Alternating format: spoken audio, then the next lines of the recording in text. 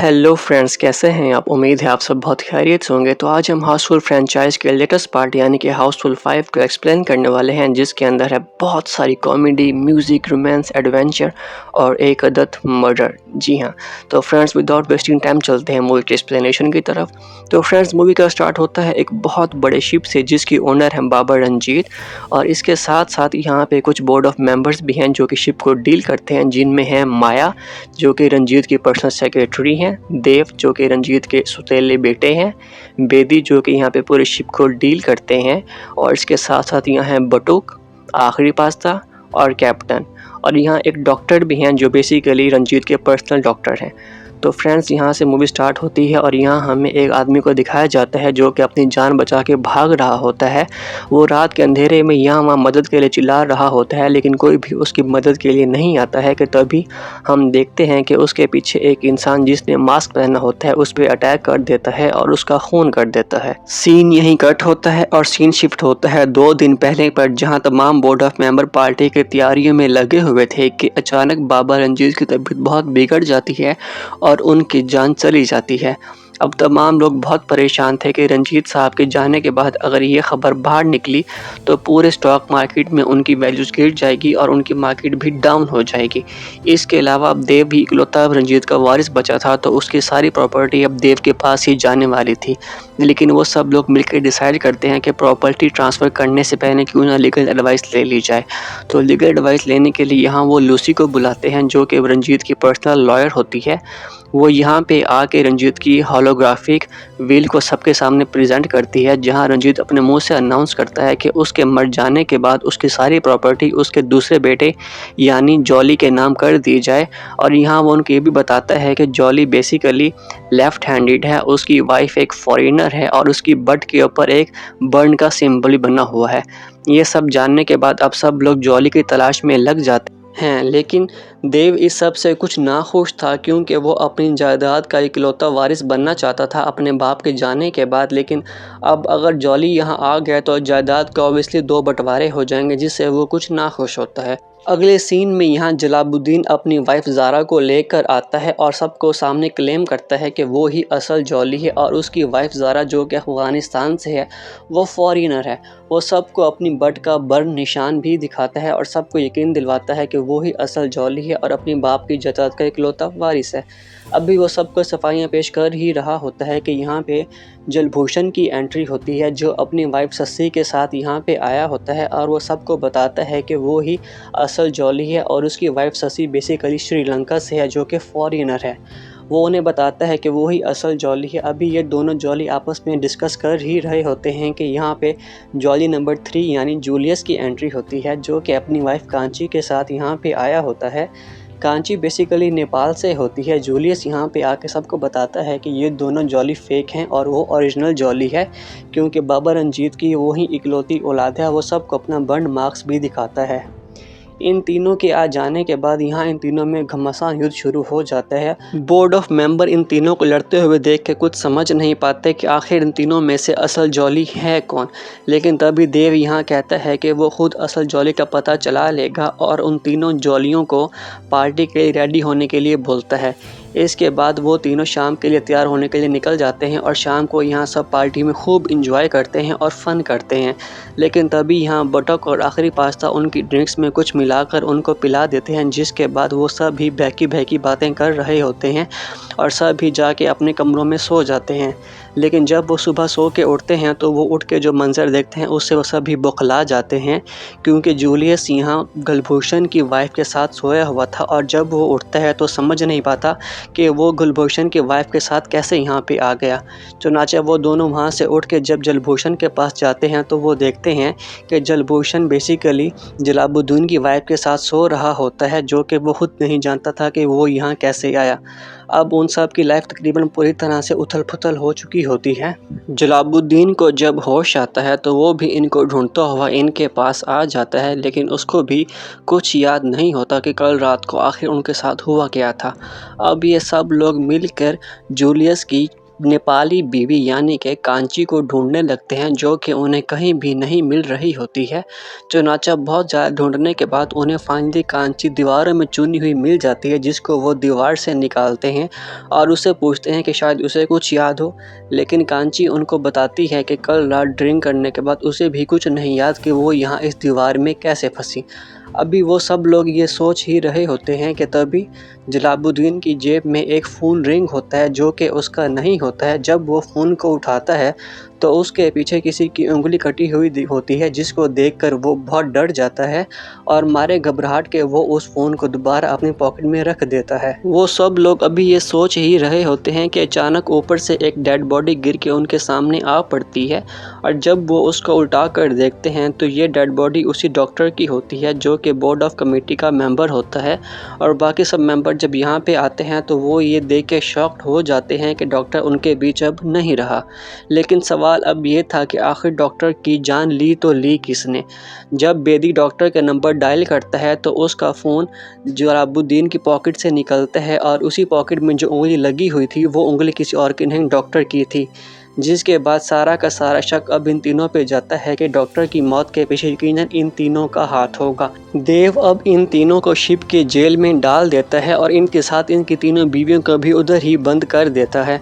और यहाँ वो दो डिटेक्टिव्स यानी कि बाबा और बीड़ू को यहाँ इनकी इन्वेस्टिगेशन के लिए बुलवा लेता है। वहाँ दूसरी तरफ ये तीनों डिसाइड करते हैं कि ये किसी भी तरह यहाँ से निकल के रहेंगे, लेकिन उससे पहले ये लोग अपनी आइडेंटिटी रिवील करते हैं, जहाँ पे जूलियस बताता है कि वो असल में एक डिटेक्टिव है जिसको बाबा रंजीत ने जॉली को ढूंढने के लिए हायर किया था। लेकिन जब उसको पता चला कि रंजीत के पास इतनी प्रॉपर्टी है तो वो खुद ही जॉली बन गया। यहाँ जलालुद्दीन भी रिवील करता है कि वो असल जॉली नहीं है, बल्कि उसने रंजीत की प्रॉपर्टी को ट्रैप करने के लिए फेक जॉली बनने का ड्रामा किया और असल में जूलियस की जो वाइफ कांची है वो जलालुद्दीन की गर्लफ्रेंड होती है। यहाँ जलभूषण भी रिवील करता है कि वो असल जॉली नहीं बल्कि फ़ेक है और जलालुद्दीन की वाइफ जो ज़ारा है वो असल में जलभूषण की गर्लफ्रेंड है। तो बेसिकली ये बिल्कुल हाउसफुल 1 की सीन हो गया, जहाँ पे मेरी बीवी तेरी तेरी बीवी वो वाला सीन था। इसके बाद ये तीनों यहाँ से निकल कर रंजीत की बॉडी को ठिकाने लगाने निकलते हैं, लेकिन जब भी वो उसको ठिकाने लगाने लगते हैं कोई ना कोई आ जाता है। तो आखिरकार बच के वो तीनों रंजीत की बॉडी को लेके एक रूम में दाखिल हो जाते हैं। वहाँ दूसरी तरफ तीनों लड़कियाँ मिल के लैब में जाती हैं, जहाँ वो डॉक्टर के ख़िलाफ़ सारे सबूत मिटाने लगती हैं। लेकिन तब भी वहाँ बेदी आ जाता है, जो डॉक्टर की बॉडी के साथ कुछ छेड़खान करने लगता है, लेकिन शशि इसको अपने मोबाइल में रिकॉर्ड कर लेती है। वो तीनों अब जान गई थी कि असल कातिल बेदी ही है, क्योंकि वो यहाँ डॉक्टर की बॉडी के साथ सारे सबूत मिटाने आया था। इसके बाद वो तीनों जाके अपने हस्बैंड से मिलती हैं और उनको सारा सच बताती हैं कि इस डेड बॉडी के पीछे बेदी का हाथ है। वो ये सब जान के बहुत खुश हो जाते हैं कि उनसे अब मर्डर के चार्जेस ख़त्म हो जाएंगे। इसके बाद वो जब बॉडी को लेके वहाँ से निकलने लगते हैं तो टू देयर शॉक्ड वहाँ बाबा रंजीत की जगह पे बेदी की डेड बॉडी पड़ी होती है। वो अनजाने में बेदी की डेड बॉडी को लेके बाहर चले जाते हैं, लेकिन जैसे ही वो वहाँ बाहर जाते हैं सारे लोग उनको वहाँ घेर लेते हैं और वहाँ पे बाबा और बीड़ू दोनों पुलिस ऑफिसर भी आ जाते हैं, जो कि आते साथ ही उनसे पूछते हैं कि तुम लोग डेड बॉडी को लेके कहाँ जा रहे हो, जिस पे वो बताते हैं कि हमने इसको नहीं मारा और सारा शक एक बार फिर से इनके ऊपर आ जाता है। बाबा और बीड़ू जब नए सिरे से इस केस की इन्वेस्टिगेशन करते हैं तो वो ये दोनों जान जाते हैं कि ये तीनों किलर नहीं बल्कि असल किलर कोई और ही है, और वो इन तीनों को निकाल कर टू देयर शॉकिंग देव को अंदर डाल देते हैं, जिससे सब ही शॉक हो जाते हैं।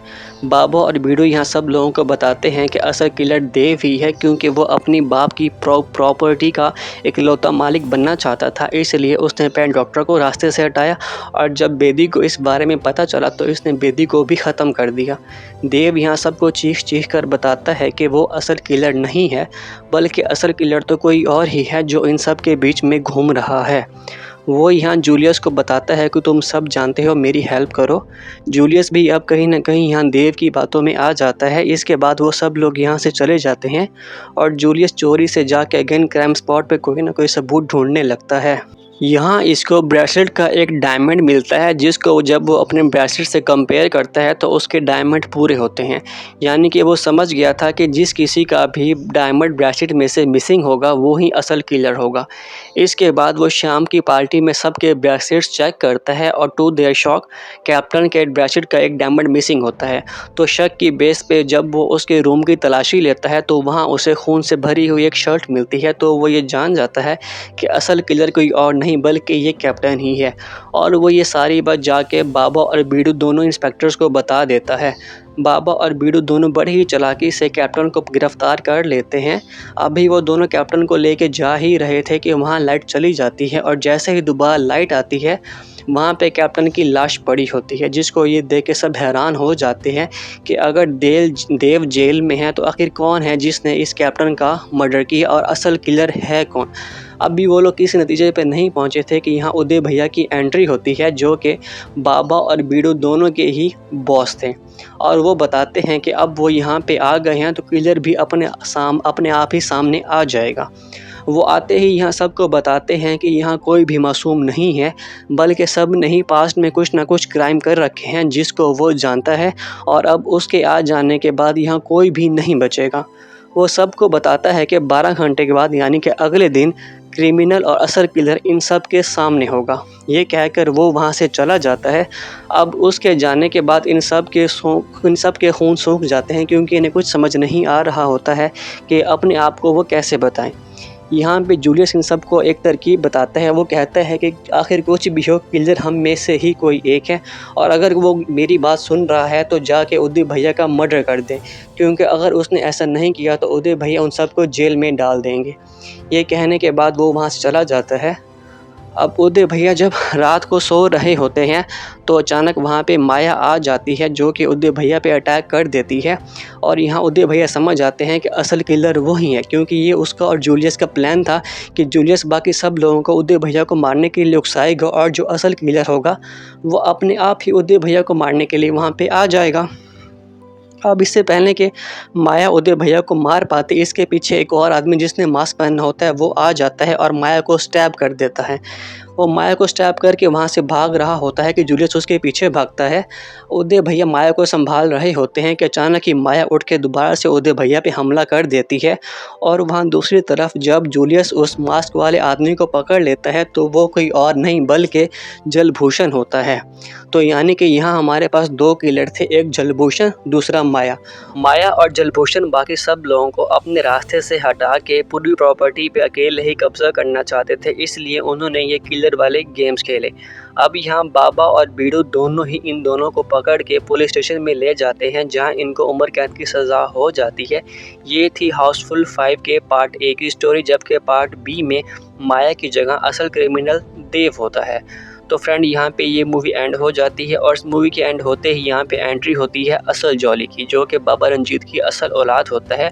और वो यहाँ आकर सबको बोलता है कि उसको अपनी बाप की प्रॉपर्टी में से कुछ नहीं चाहिए, वो सारा पैसा आपस में बांट सकते हैं। जो सुनकर वो सब लोग बहुत खुश होते हैं। और यह एंड पे दिखाया जाता है कि जूलियस ने सस्सी के साथ शादी कर ली थी। वहाँ दूसरी तरफ जलालुद्दीन ने भी अब कल्पी कह रहा हूँ, क्या नाम था उसका, कांची के साथ शादी कर ली। और यहाँ उनका एक बेटा भी हुआ। ज़ारा ने जलालुद्दीन को छोड़कर असल जॉली से शादी कर ली और जो बाकी दो हमारे मूवी के क्रिमिनल यानी कि किलर थे वो लाइफ टाइम के लिए जेल में ही रहे। तो यहाँ पे ये मूवी एंड हो जाती है। फ्रेंड्स, अगर आपको एक्सप्लेनेशन पसंद आई तो काइंडली मेरे चैनल को सब्सक्राइब कीजिएगा, वीडियो को लाइक कीजिएगा। Thank you so much. Tata, take care, bye bye.